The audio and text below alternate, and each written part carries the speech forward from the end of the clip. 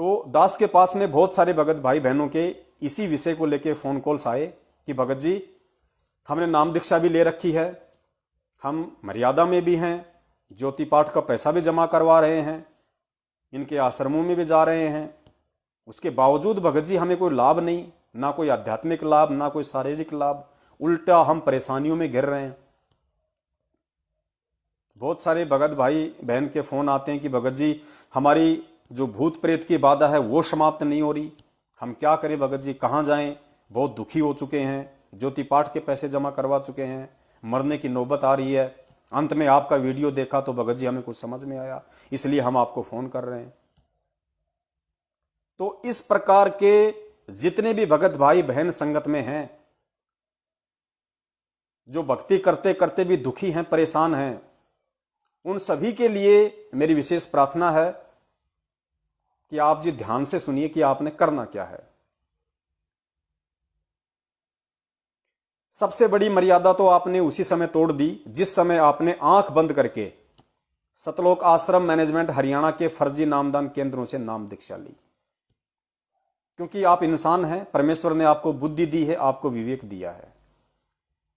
आप यदि परम पूज्य सतगुरु रामपाल जी महाराज जी के सत्संग सुन के नाम दीक्षा लेने के लिए तैयार हुए हैं, तो सबसे पहले आप लोगों ने यह विचार करना चाहिए था कि मैं जिसको अपना गुरु धारण करने जा रहा हूं, जिसको अपनी आत्मा का पति धारण करने जा रहा हूं, वे कहां हैं, कौन से आश्रम में हैं।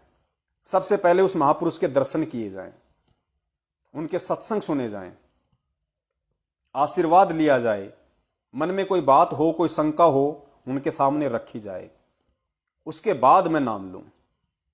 लेकिन आप लोगों ने बिल्कुल भी विचार नहीं किया।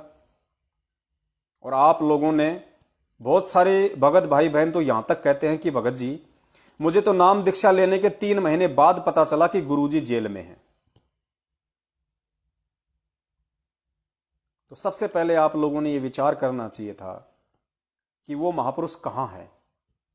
और जब आपको पता चलता कि वो महापुरुष इसार की जेल में है, तो फिर आपने ये विचार करना चाहिए था, अपने आप से ये सवाल करना चाहिए था कि भाई ये संभव नहीं हो सकता।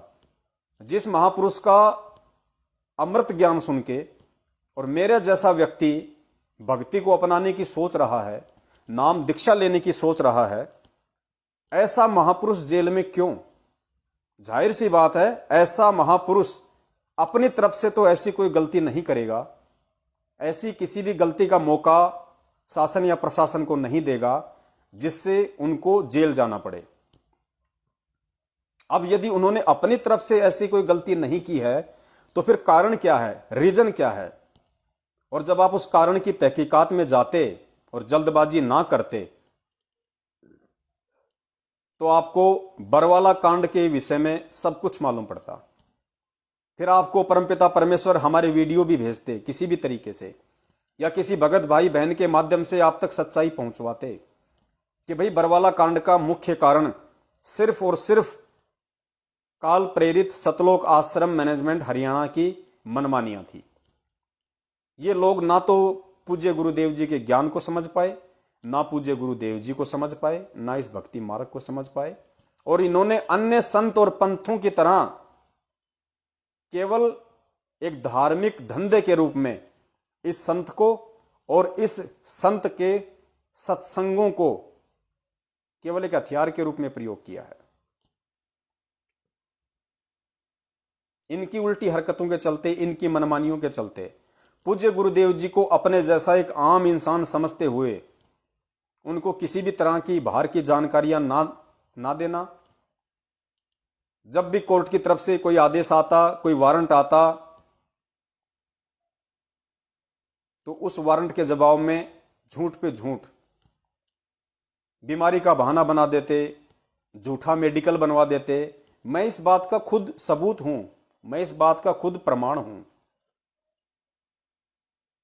2016 में, 2014 के बरवाला कांड के बाद में 2016 में जब ये पेशियां वगैरह शुरू हुई, तो खुद सतलोक आश्रम मैनेजमेंट हरियाणा का मुख्य व्यक्ति जो कानूनी प्रक्रियाओं को जो संभाल रहा था, विकास, उसका खुद मेरे पास जयपुर में फोन आया और कहा कि अपना एक भगत है कृष्ण कुमार, हमें उसका झूठा मेडिकल बनवाना है, उसको कोर्ट में पेश करना है। वो क्रोथा कांड वाले मुकदमे में फरार था। तो उस समय दास को भी इतना नॉलेज नहीं था, इतना ज्ञान नहीं था। 2015 की बात थी ये। तो दास ने कहा कि भगत जी मेरे बहुत जानकार हैं जयपुर में और मैं बनवा दूंगा, कोई दिक्कत नहीं। तो बोला भगत जी कल सुबह उसकी तारीख है और आप रातों रात मेडिकल बनवा के लेके आओ। तो दास की जानकारी थी। दास जयपुर से जो प्रहलाद भगत है, जो जयपुर का नामदान संचालक है, आप उनसे पूछ सकते हैं। जयपुर वाले प्रहलाद को साथ में लेके, और पुण्यात्माओं आप लोग जो दान धर्म करते थे नामदान केंद्रों पे, उसी दान पेटी में से 16,000 रुपए निकाल के, क्योंकि दास ने उससे बात की थी, जयपुर के झोटवाड़ा में मेडिकल नर्सरी थी, सरकारी डॉक्टर था, दास ने बात की थी।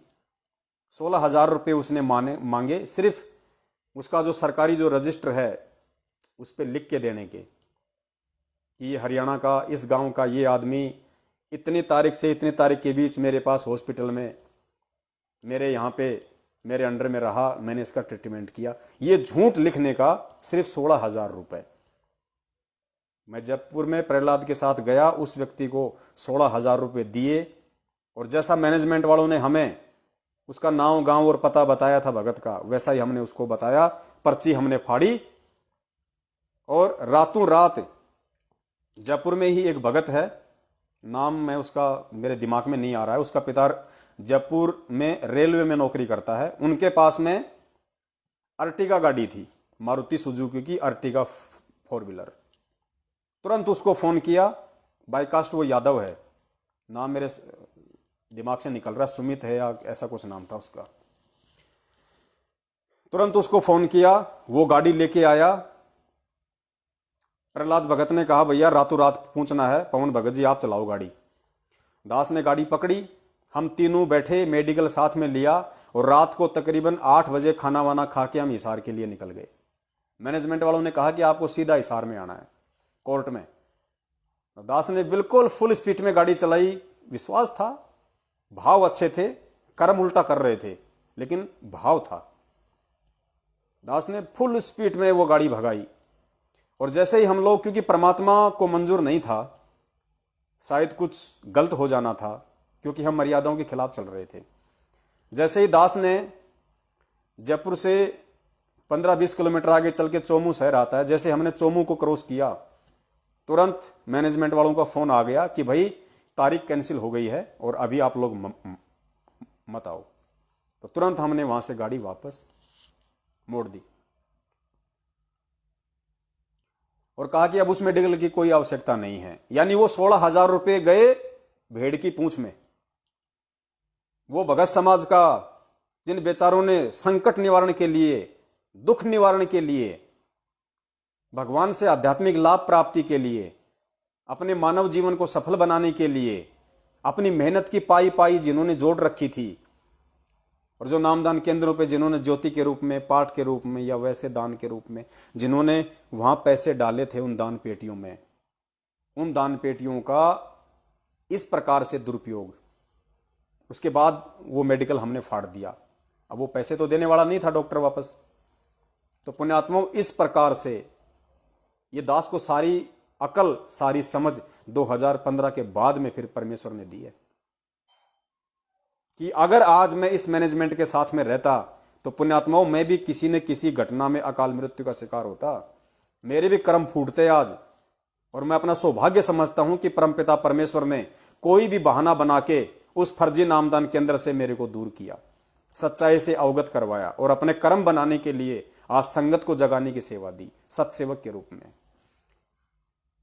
इसलिए मैं इन लोगों की एक एक हरकतों से परिचित हूं, इन स्टेट कोऑर्डिनेटरों की हरकतों से, गुरुजी के परिवार वालों की हरकतों से। क्योंकि गुरुजी का भाई जो महेंद्र है वो जयपुर में स्पेशल मुझदास से रात को 4 बजे तक मीटिंग कर रहा था, 4 बजे तक मीटिंग।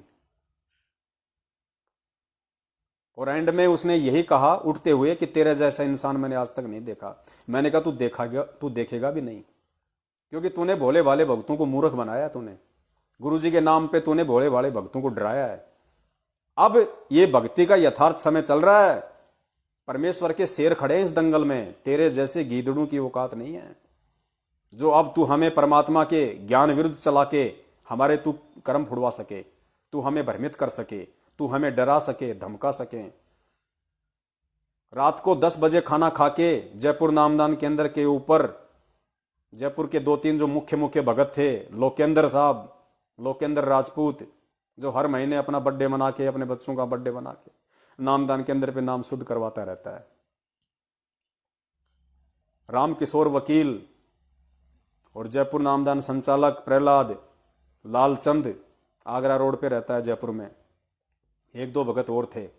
10 बजे खाना खा के बैठे थे, 4 बजे उठे थे।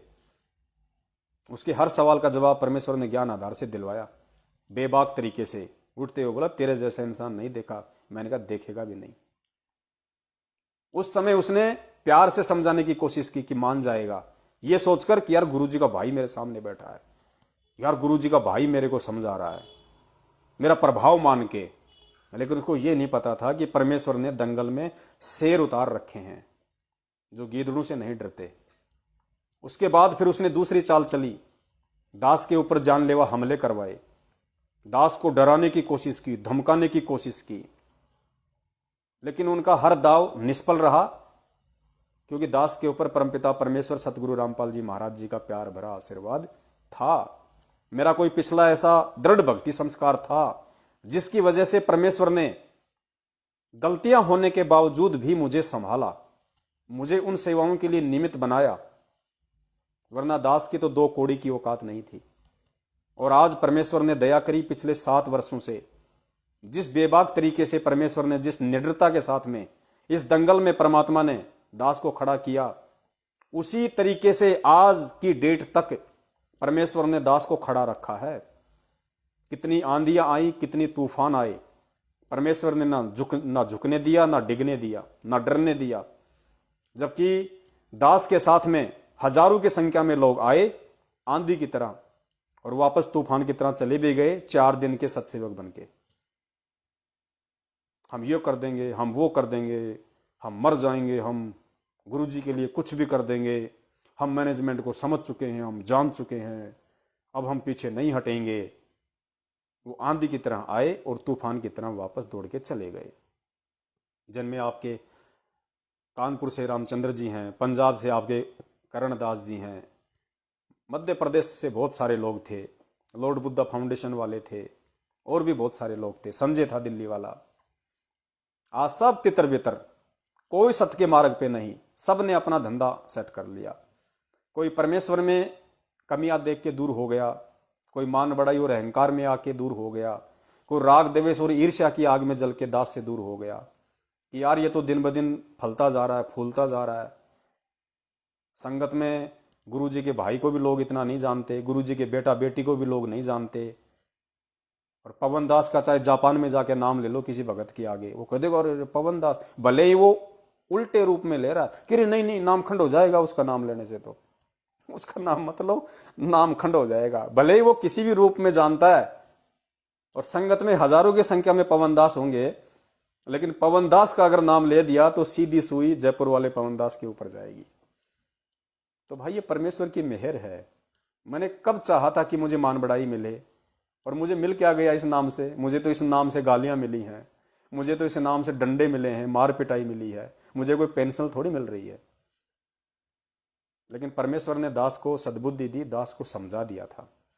दास ने बिना किसी लाग लपेट के, बिना किसी पद प्रतिष्ठा के, बिना किसी माया के, बिना किसी मान बढ़ाई की इच्छा के इस सेवा को अपने हाथ में लिया था। आज भी यही स्थिति है, और परमेश्वर की दया रही तो आने वाले समय में भी यही स्थिति होगी। इस दास से दूर वो लोग हुए हैं, सच्चाई से दूर वो व्यक्ति हुए हैं, वो भगत हुए हैं जो मात्र मान बढ़ाई और अहंकार के लिए, संगत में अपना नाम करने के लिए ही सत्सेवक बनने के लिए आए थे। लेकिन ये सत का मार्ग है, परमेश्वर अंतर्यामी है। ऐसे व्यक्तियों को जिनका दोगला आचरण है, जिनके मन में कुछ और, यानी मुख में राम बगल में छुरी, ऐसे व्यक्तियों को परमात्मा दास के साथ नहीं टिकने देता, बिल्कुल भी। तो ये दया रही परमपिता परमेश्वर जी की, और इस प्रकार से परमात्मा ने दास को संभाल के रखा, अन्य सत्सेवक भाई बहनों को संभाल के रखे हुए हैं। हम उस परमेश्वर के शुक्रगुजार हैं।